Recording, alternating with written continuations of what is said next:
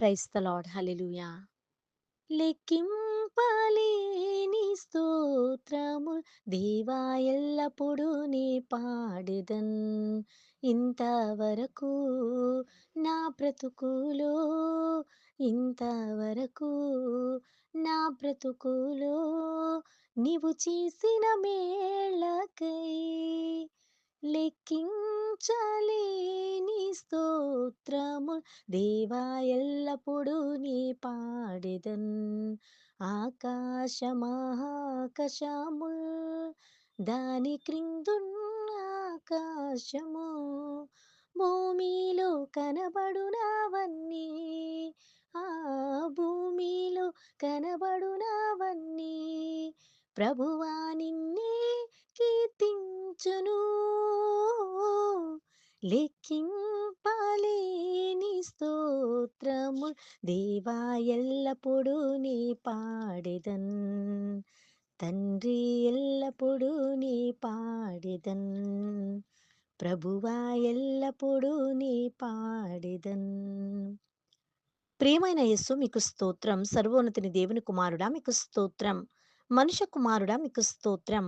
సంపూర్ణ సిద్ధి పొందిన కుమారుడా మీకు స్తోత్రం. యథార్థమైన మనసుతో మమ్మలను ప్రేమించుచున్న కుమారుడా మీకు స్తోత్రం. నేటి దినము కొరకు ఏర్పాటు చేయబడిన వాక్య భాగము ఇదంతయు వినిన తరువాత తేలిన ఫలితార్థమిది. దేవుని యందు భయభక్తులు కలిగి ఉండి ఆయన కట్టడలను అనుసరించి నడుచుకొనుచుండవలెను. మానవ కోటికి ఇదియే విధి. ప్రసంగి గ్రంథము 12వ అధ్యాయము 13వ వచనము. దావీదు కుమారుడును యెరూషలేమునకు రాజయ్యుండిన ప్రసంగి పలికినటువంటి మాటలను మనము ఈ వాక్య భాగమునందు ప్రసంగి గ్రంథమునందు ధ్యానము చేస్తూ ఉన్నాము.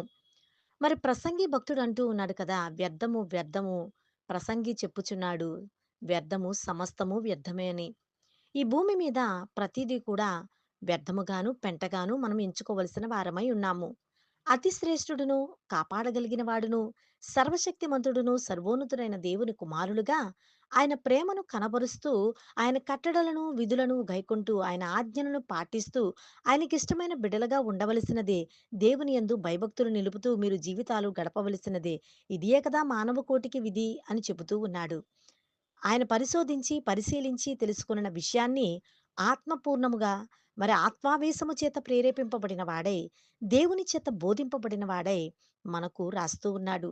దుర్దినములు రాకముందే, సర్వం కోల్పోకముందే ప్రభువైన దేవుణ్ణి నీవు తెలుసుకోవాలి. నీ సంవత్సరములు ముగింపబడక మునుపే నీ బాల్య దినముల యందు నీ సృష్టికర్తను స్మరణకు తెచ్చుకో అని వాక్యం సెలవిస్తూ ఉన్నది. చిన్ననాటి నుండి దేవుని యందు భయభక్తులు నిలిపి ఆయనను ఆశ్రయిస్తూ ఆయనను వారిధిగా చేసుకుని ఆయననే ఆధారముగా చేసుకుని మనమందరము జీవించులాగున దైవవాక్కును చేత పట్టుకుని దేవుని యందు భయభక్తులు నిలిపి మన జీవిత గమ్యమును చేరుదాం. దేవుడు తన పరిశుద్ధ వాక్కును దీవించునుగాక. ఆమేన్. ప్రార్థన.